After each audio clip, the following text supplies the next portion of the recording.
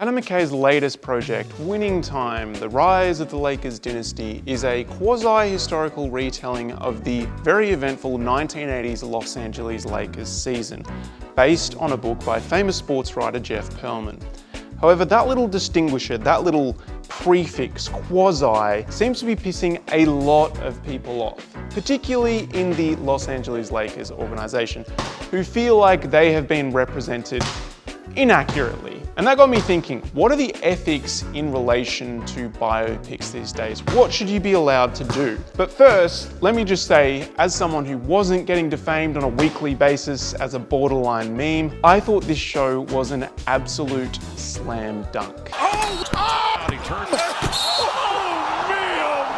Obviously, it helps that I'm a Hoops fan who loves basketball history, and therefore I know that I'm the exact target demographic, but the clearly tongue-in-cheek caricatures of real-life legends is exceptionally entertaining. It's like The Last Dance if the entire show was just Michael Keegan-Key's SNL parody. And I took that personally. To further contextualize the tone of Winning Time, let's take a look at the first time we meet Dr. Jerry Buss, the eccentric real estate tycoon who bought the Lakers in 1979. The National Basketball Association, the NBA. You've heard of it, right? Breaking the fourth wall, like I'm doing right now, is actually quite rare for a biopic, as it blurs the lines between the retelling of a factual historical event and a piece of entertainment that has been created purely for the audience. Of course, there are other biopics that use this technique, with recent notable examples including The Wolf of Wall Street, I, Tonya, and many other projects McKay is associated with, including The Big Short. I told you we'd meet later. The reason I'm pointing this out is twofold. First, speaking directly into the camera is a playful, creative way for characters to explain things happening off-screen or to establish what has happened in the past. Simply put, it's a more engaging way to deliver mountains of exposition. For instance, is this scene more or less engaging because it features Margot Robbie in a bathtub? So, here's Margot Robbie in a bubble bath to explain. More, of course. That's the in-joke McKay is having with the audience, while The Big Short is a serious story based on historically accurate events from Michael Lewis's book. McKay is blatantly honest about it being a piece of dramatized entertainment. Mark Baum really did that. When we were in Vegas, he did that. He said that. He took the call. He even goes so far as to have characters explain when facts have been altered.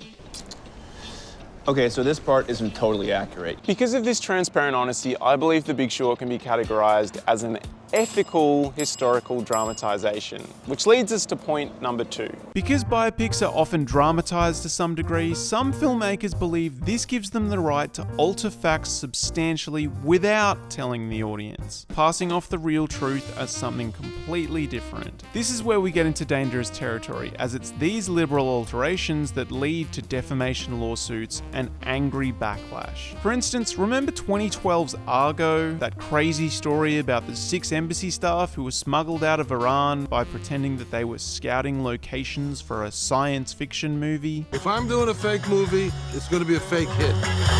While this is an incredible true story, the film embellishes a lot of its facts for the sake of both entertainment and to appeal to an American audience. For one, the final scene where their plane takes off just before the military catch them, that never happened. It was a smooth, quiet exit, but that version is clearly more exciting for an audience. More importantly, however, the film implies that the American government masterminded the entire escape, with the Canadians acting as nothing more than babysitters. Upon the film's release, this was immediately refuted by then acting President Jimmy Carter, who claimed that, quote, 90% of the contributions to the ideas and the consummation of the plan was Canadian. While you may think labeling Argo unethical was a bit of a stretch, when you consider the reasons for the changes made, namely the hunt for money and acclaim, of which it achieved both, it won a Best Picture Oscar and it made a lot of money at the box office, then things get a little bit weirder. It gets a little bit strange. The blurry ethical boundaries around any form of documentary isn't anything new. Even if a narrator sounds completely objective or undecided, every documentary maker has an agenda they are trying to push on the viewer, usually through carefully curated sequences of information.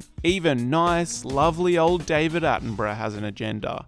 The living world is a unique and spectacular marvel. Through the presentation of rare and fascinating creatures across the globe, he's telling us that the natural world is beautiful and should be protected at all costs. While this is definitely not a nefarious message by any means, it's still a curated message intended to persuade an audience. So when applied to a biopic, the filmmaker has to ask themselves two key questions. Number one, how far can they sort of naturally deviate from real life events? And number two, when does changing the narrative turn from parody to defamation? Returning to Winning Time, let's first assume that it's presented as a piece of entertainment, not a factual expose. As I stated at the top, I found this show incredibly entertaining, a true supernova of raunchy, charismatic personalities. Along with the regular fourth wall breaks, the characters are unapologetically over the top, with John C. Reilly's energetic bus typical of the gregarious performances throughout. None of the characters have an inkling of subtlety, and this seems to add to the idea of these people as mythical sporting legends. It's also pretty clear they've got a ridiculous filmmaking workload for each episode. Even looking at a single scene, imagine how many camera setups you'd need for this, the immense editing workload, the different types of film they're using. It's ridiculous. It's almost as if the copious stylistic elements in the show are a metaphor for Bus's own narrative arc, exuding hedonistic wares to hide the flawed story beneath. Add in the amount of genuinely dramatic and surprising speed bumps that faced the Lakers in the 1980 season, like Jerry Buss being heavily in debt, the coaching search, the coaching injuries, Magic's first season, Kareem's broken foot, Jerry's mum passing away, Spencer Haywood's drug addiction, and this season was destined to be immortalized in a dramatization. However, the Lakers aren't as enthusiastic. Their discontentment is spearheaded by the logo himself, Jerry West, who isn't too happy being painted as a depressed, unhinged alcoholic. And can you really blame him? In the show, he's a grumpy, sweaty mess of a human being, swearing at people, throwing his trophy through windows, but now he's threatening to sue HBO, demanding a retraction. Unsurprisingly, HBO doesn't seem to care. They've responded in no uncertain terms, telling Jerry to shove it, confident that they're covered by the magical get-out-of-jail-free disclaimer that accompanies most dramatic adaptations. But just because they're happy to get sued, does that mean they should have the right to slander West so casually in the first place? Ex-NBA agent Arn Tellem doesn't think so, claiming that the disclaimer is not a license to damage the reputation that West spent a lifetime building.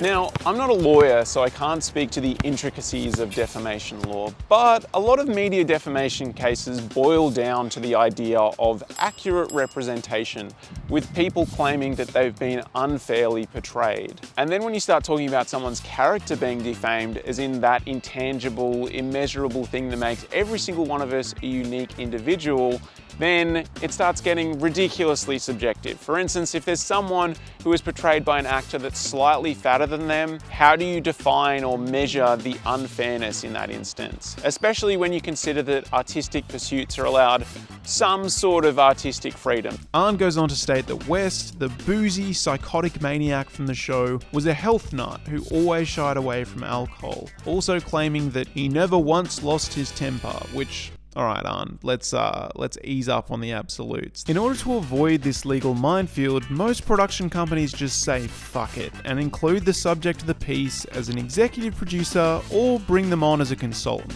Ironically, this can lead to even more inaccuracies because the main character is creating their own idealized version of the narrative. The Last Dance is a perfect example of this. Michael Jordan was running the show, so every scene was sculpted to highlight his brilliance. And don't get me wrong, he is brilliant, but other players who appeared in the show, like Scottie Pippen, criticised how they were portrayed in the final cut. What about King Richard? The creators required the Williams sisters' final blessing before releasing the film, and so they decided not to explore the more questionable elements of the story. Not that Richard Williams was a terrible man, but the ethics of Venus and Serena's upbringing revolves around the idea that he planned for them to be champions before they were born, creating a fine line between their identity as a child and a business. There is maybe one scene in the entire movie that touches on this idea, but it's brushed aside almost instantly. Music biopics do it too. Straight Outta Compton was created by Ice Cube, so the darker side of NWA and their street affiliations are rarely shown on screen. Rocketman was a project Elton John had tried to produce for 20 years, so the film paints him as the undisputed hero, and every downfall is attributed to his evil manager. Bohemian Rhapsody, which included surviving Queen members Brian May and Roger Taylor as consultants, seemed to indicate that every problem the band faced was Freddie's fault.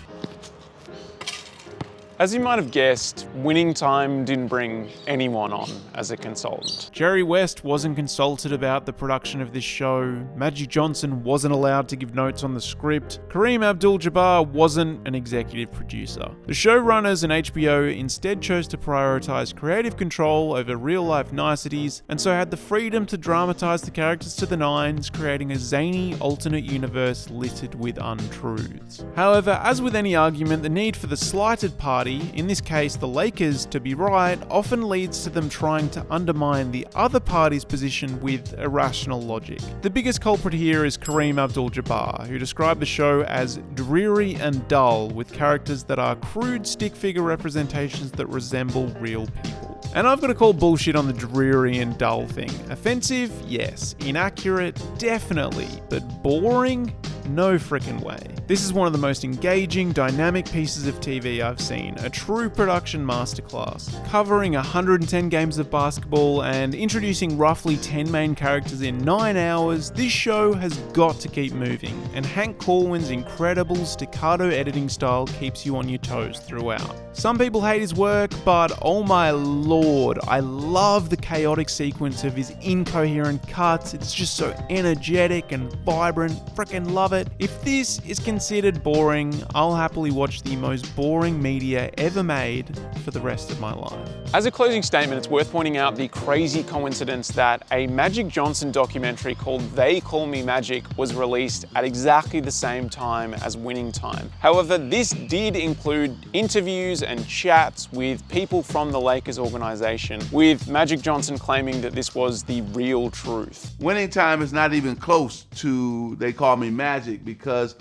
this is the truth. This is coming from me and everybody who was there, not somebody's opinion or somebody's thought about what they think happened. Strangely though, I've yet to meet anybody who's seen it. I'm sure they have, I've read it's quite good, but this speaks more to the fact that humanity in general is more interested in dramatized entertainment than facts. And that's why biopics will continue to tread the line between defamatory, unethical, and factual, because that's what people want, myself included. Argo won Best Picture, and the bad press for Winning Time proved to be anything but, because its viewership increased dramatically over the season. Let me know what you think down below. That's all from me, and I'll see you in the next one. Bye.